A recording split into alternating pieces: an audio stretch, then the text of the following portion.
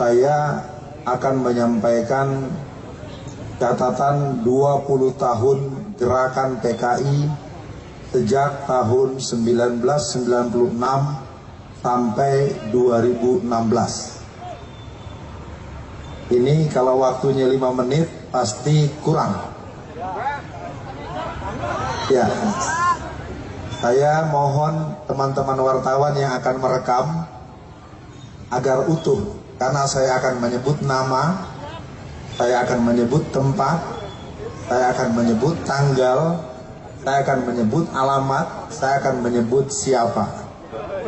Karena PKI, saya sudah bincang dengan abang saya, Bapak Kiflan Zain Alfian. Tugas kamu menjelaskan seluruh yang sedang terjadi. Tugas Bang Kiflan nanti bagaimana menghadapi kejadiannya. Untuk menghadapi kebangkitan PKI, kita akan wakafkan darah dan air mata kita untuk Allah dan tegaknya syariat Allah. Allahu Akbar. Jadi hari ini kita berbicara tentang kebangkitan yang sesungguhnya ketika aroma amis darah sudah mulai terasa di mana-mana. Mereka sudah menguasai istana. Hampir sebulan ini tak ada lagi konsultan tentara dalam istana. Rapat-rapat di istana negara hari ini dipimpin oleh orang yang namanya Teten Mas Duki, Urip Supriyanto mantan KPU Solo, dan Budiman Sujatmiko. Jam 9 malam ke atas mereka berkumpul untuk terus merancang gerakan-gerakan PKI ke depan. Jadi artinya acara seperti ini sudah terlambat. Maka pesan buat saudara semua pada hari ini, ikuti sebatas waktu yang ada. Tentu saya banyak kekurangan. Kita awali dengan 1996. Tanggal 16 April 1996, polisi menangkap seorang perempuan yang bernama Dita Indah-Sari. Catat, Dita Indah-Sari. Siapa dia? Dia adalah staf ahli Menteri Tenaga Kerja dan Transmigrasi. Kabinet yang kapan? Kabinet yang sekarang. Namanya Dita Indah-Sari, gerwani muda, ada di kantor Kementerian Tenaga Kerja dan Transmigrasi. 10 tahun yang lalu dia juga orangnya menjadi staf ahli di Kementerian Tenaga Kerja dari menterinya yang bernama Muhaimin Iskandar. Saya sudah menyebut nama, rekam baik-baik. Semakin jelas siapa ada di mana, siapa akan berbuat apa, dan resiko apa yang akan terjadi bagi kita yang tidak teliti melihat. Jadi pada hari ini, sekali lagi saya sudah bilang dari awal, 30 tahun sudah saya yang mungkin cukup muda ini bergerak sampai ke Bakung, sampai ke Cemetuk, sampai ke Celuring, sampai ke Magetan, sampai ke seluruh titik-titik basis PKI. Saya punya kesimpulan, PKI telah bangkit kembali. Banyak sekarang rumah-rumah yang sudah kembali memasangkan baliho-baliho Palu Arit di rumah mereka masing-masing. Di saudara-saudara yang ada di Solo, dan Solo ini menyebut nama seorang yang bernama Harun. Dia tokoh PKI yang sudah tua dan tempat transit dari kader-kader PKI dari Jakarta. Jadi saya akan teruskan tanggal demi tanggal. 16 April 1996, Dita Indah-Sari menuliskan dalam buku hariannya, "Well, partai kita yang telah dikubur, dihina, dibakar, diusir, dibunuh, hari ini kita hidupkan kembali." 16 April 1996, dia mengatakan 31 tahun partai kita terkubur, hari ini kita hidupkan kembali. 96 kurang 31 berapa? 96 kurang 31 berapa? 65. Jadi mereka sendiri yang sudah mengumandangkan partai itu bangkit. Mereka sambung dengan berbagai acara-acara sejak tahun 1998. Mereka bunuhi ustadz-ustadz dan tokoh-tokoh agama dengan tuduhan dukun santet sejak bulan Maret, April, Mei dari Banyuwangi sampai ke Banten. Mereka beli stempel dukun santet dan kolor hijau sebagai penghinaan warna hijau untuk umat Islam. 144 guru ngaji dan ustadz dibunuh, lehernya hampir putus dan perutnya terburai, ususnya membuncah keluar. 1999 dibunuh sekitar 200 orang ustadz ulama dan guru mengaji di Tatar Sunda Ciamis, 200 orang selama tahun 1999. Selama Oktober 2000 mereka telah membunuh sekitar 89 ustadz ulama dan guru mengaji dengan posisi leher yang hampir putus dan usus mereka terburai dari perutnya. Karena mereka disebut dukun santet, maka orang tak peduli. Padahal mereka adalah orang yang dicatat dalam catatan kader-kader PKI tahun 60. Karena yang mati rata-rata umurnya 70-80 tahun. Kalau orang umur 70-80 disembelih, dibunuh, maka kalau kita kurang dengan angka 30 tahun, berarti mereka dulu usianya 30 dan 40 tahun. Dan kebanyakan mereka adalah pemuda Ansor. Kalau hari ini Angkatan Muda NU, kalau hari ini Ansor atau siapapun PMI kah namanya tidak ikut bergabung pada hari ini, tunggulah waktunya, sesungguhnya Anda akan dihabisi oleh PKI. Jadi saya tidak bisa lagi menutupi, kalau aksi-aksi kita hanya seperti ini, mereka semakin melihat siapa yang akan ditandai rumahnya dengan tanda merah, siapa yang akan dibunuh, siapa yang akan diracun. Kita masuk tahun 2000. Tahun 2000 terjadi Kongres PKI yang ke-8. Di tangan saya ini adalah ADART Kongres PKI yang ke-10. Kongres PKI yang ke-8 dilangsungkan di Sukabumi Selatan. Kongres PKI yang ke-10 terjadi di Magelang, Jawa Tengah. Yang ke-9 di mana? Yang ke-9 di Cianjur Selatan tahun 2005. Tahun 2002 terbit buku yang berjudul Aku Bangga Jadi Anak PKI, yang ditulis oleh Ripka Ciptaning, yang ayahnya adalah salah satu pengusaha toko material di kota Solo ini pada tahun 1950. Ripka Ciptaning namanya, tinggalnya di Jalan Haji Mencong, Tangerang, berasal dari PDI Perjuangan, anggota DPR RI sudah 3 periode, berangkat dari Sukabumi Selatan, tempat penyelenggaraan Kongres PKI yang ke-8, tahun 2000. 2003, Mahkamah Konstitusi merubah Undang-Undang Pemilu nomor 12 pasal 60G, yang mana sejak itulah kader-kader PKI, simpatisan PKI, pengurus PKI, dan orang-orang yang terlibat dengan PKI diperbolehkan jadi anggota DPR RI, DPD, gubernur, wali kota, dan pejabat-pejabat instansional. Jadi sekarang kalau kita mau buka satu-satu, silakan jawab sendiri, siapa gubernur Jawa Timur? Silakan periksa ayahnya. Siapa Oki Asokawati, anggota DPR RI dari P3? Ayahnya Brigadir Jenderal Anwas, PKI golongan A. Saya Alfian Tanjung, kader P3. Tapi hari ini saya bicara PKI sudah ada di DPR RI, sudah ada jadi gubernur, sudah ada jadi bupati, sudah ada jadi polisi, sudah ada jadi tentara. Jangan heran kalau hari ini polisi dan tentara tidak menunjukkan sikap yang tegas menghadapi PKI. Karena yang sangat gelisah adalah para veteran. Yang sangat gelisah adalah tentara-tentara yang mengerti betapa kejam dan jahatnya PKI. Tahun 48 mereka berontak, mereka bakar pesantren Sabilil Muttaqin PSM Takeran, mereka bunuh ulama dan santri, 108 orang disembelih, dimasukkan ke dalam sumur yang dalamnya 12 meter.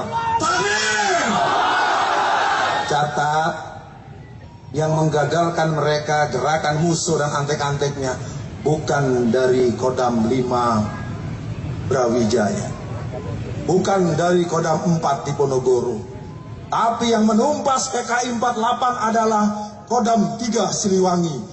Peristiwanya di bagian timur, tapi yang membabat dari bagian barat, yang tengah dan yang ada di timur tidak berdaya menghadapi PKI. Karena peristiwa G30S PKI, Jawa Tengah lebih dari 70% tentara-tentaranya terlibat dan menjadi anggota PKI. Artinya, kebangkitan mereka hari ini bukan kebangkitan gurau.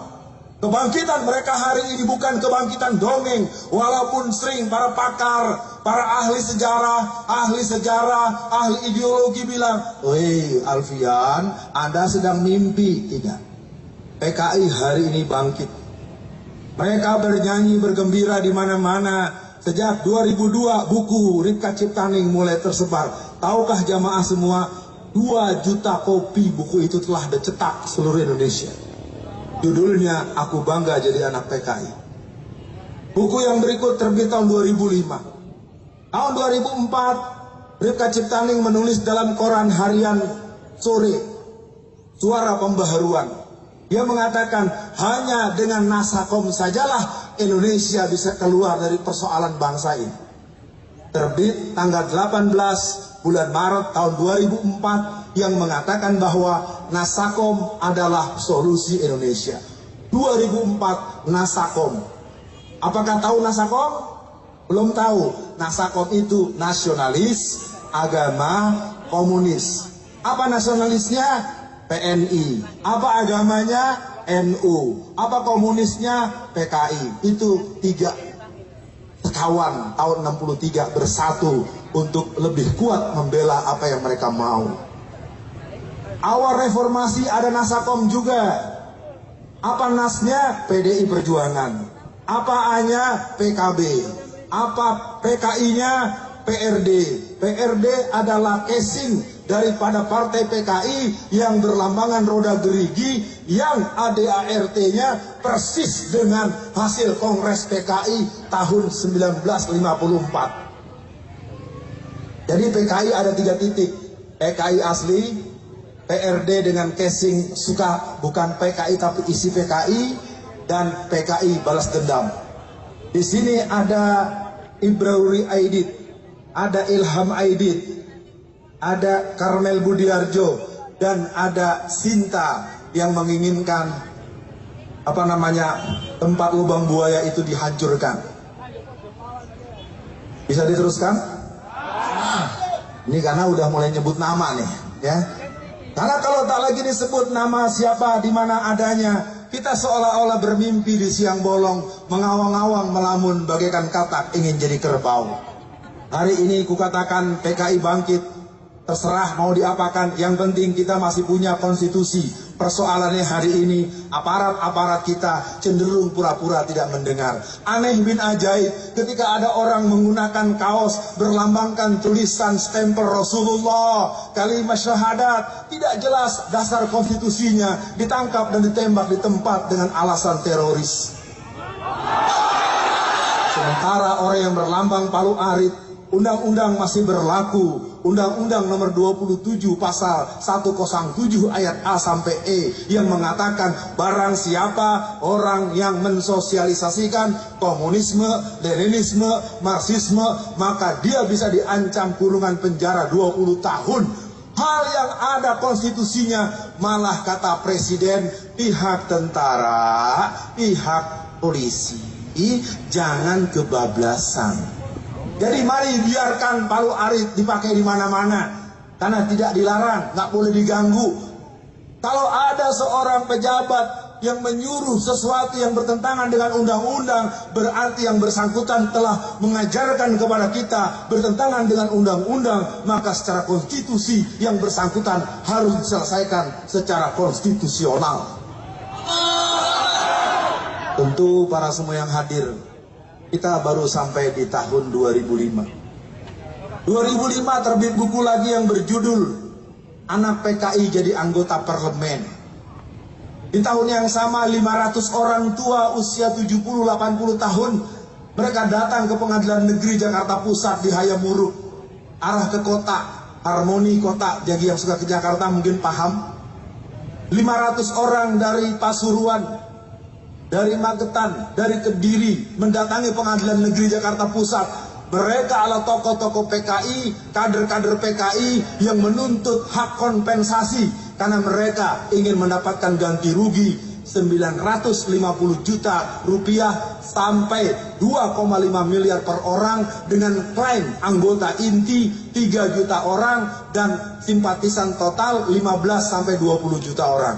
Bayangkan penjahat yang pernah mengkudeta negara, penjahat yang pernah membunuh ulama, menyiksa, meracun 62 orang pemuda Ansor, menyembelih ulama-ulama di berbagai tempat, datang-datang minta hadiah, datang-datang kita minta maaf pada mereka, datang-datang mereka minta dibebaskan dan ganti rugi. Ini artinya mereka sudah bangkit, saudara-saudara sekalian. Amin. 2007 deklarasi Papernas yang dipimpin oleh Dita Indah-Sari. Alhamdulillah PBR dan FPI Pusat bersatu padu untuk menghentikan mereka. Dengan izin Allah Papernas mati di tengah jalan, tidak pernah muncul lagi. 2008 terbit buku yang berjudul 50 tahun anak PKI. Itulah tulisan dari Ripka Ciptaning, sang gerwani muda yang membentuk pasukan gerwani di Indonesia. Dia mulai membuat kader-kader sejak Neglasari Tangerang, terus ke Cirebon, terus bergerak ke basis-basis Jawa Tengah dan Jawa Timur. Artinya mereka terus mempersiapkan. Maka kadang-kadang ku bertanya, ada di mana wanita-wanita muslimat, ada di mana wanita-wanita mubalighat yang mengerti terhadap gerakan PKI? Ini mungkin perlu tempat dan waktu untuk menjelaskannya. 2010 Kongres PKI yang ke-10. Tempatnya di Desa Ngabrak, Magelang, dengan cover pelatihan pupuk organik. Lahirlah 2 orang nama yang muncul ke permukaan. Sang ketua bernama Wahyu Setiaji, usianya 39 tahun. Dia berasal juga dari Jazirah Jawa Tengah. Tugasnya ke luar negeri untuk membangun jaringan Kominter. Wakil ketuanya bernama Teguh Karyadi, tinggal di Semarang, ayahnya juga di Semarang. Ayahnya masih hidup dan dia masih hidup. Tugasnya membentuk pasukan bersenjata angkatan ke-5. Dia bentuk dari Temanggung, Malang, dan daerah-daerah basis termasuk di Solo. Artinya kalau gerakan-gerakan sudah mengarah seperti itu, mari kita lihat kelakuan mereka yang berikut. Tahun 2014 kita mendengar, maaf ada yang terlupa tadi, 2005 475 kader PKI Pulau Buru dipulangkan ke rumah masing-masing. Catat baik-baik, 475 kader Pulau Buru sudah kembali dalam posisi sebagai Profesor Doktor University of Pulau Buru. Maka jangan heran terbit film yang berjudul Pulau Buru Tanah Air Beta. Dalam kajian kenegaraan itu sebuah isyarat bahwa kami punya negara baru yang akan siap kami bangun. Sementara kami sebut dulu namanya Republik Soviet Indonesia, Republik Soviet Madiun. Mereka punya dan mereka mulai tes case dengan Pulau Buru Tanah Air Beta. 2014 1 Mei penetapan libur nasional untuk Hari Buruh itu adalah pencapaian target PKI. Karena 1 Mei buruh libur bukan program bangsa kita, bukan program negara kita, bukan tuntutan para karyawan-karyawan kita. Itu rekomendasi Komintern, Komunisme Internasional di Perancis tahun 1916. Libur 1 Mei sama dengan libur 1 Juni. Itu bukan libur kesepakatan nasional, itu libur sepihak. Aksi PKI menetapkan 1 Juni sebagai libur yang berhubungan dengan Pancasila. Jadi hari semakin jelas, warna semakin terang benderang. Semoga hati tetap tenang, lihat dilakukan dengan iman dan ilmu.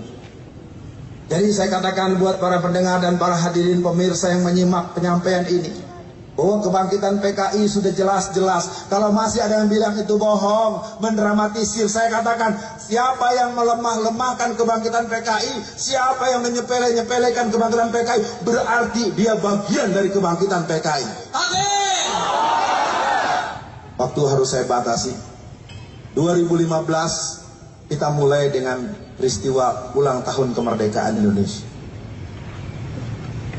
Ulang tahun kemerdekaan Indonesia biasa kita dengar. Nyanyi-nyanyian lagu kemerdekaan kita dengar. Tetapi apa yang terjadi di Pamekasan Madura, ratusan bendera Palu Arit berkibar seiring dengan foto DN Aidit, Nyoto, Bono, Darusman, dan tokoh-tokoh PKI berkibar dengan nyanyian-nyanyian semangat anak-anak dengan kibaran bendera Palu Arit. Hal yang sama terjadi di Jember, Jawa Timur. Hal yang sama terjadi di Payakumbuh, Sumatera Barat. Hal yang sama terjadi di Taman Mini Indonesia Indah. Di tahun yang sama, tanggal 23 Mei tahun 2015, di kantor PCNU Kendal dilakukan peringatan ulang tahun PKI yang ke-95. Maaf, saya menyebut tidak dalam posisi memojokkan. Saya menyebut fakta, silakan periksa nanti pengurus PC Kendal. Betulkah tanggal 23 Mei tahun 2015 diselenggarakan refleksi ulang tahun PKI yang ke-95. Jadi mereka sudah bergerak di mana-mana. Mereka katakan I'm young generation PKI. Maka pada hari ini saya minta kepada yang saya hormati Ustadz Nur Hadi, ianya diganti. Ya, ganyangnya ganyang PKI.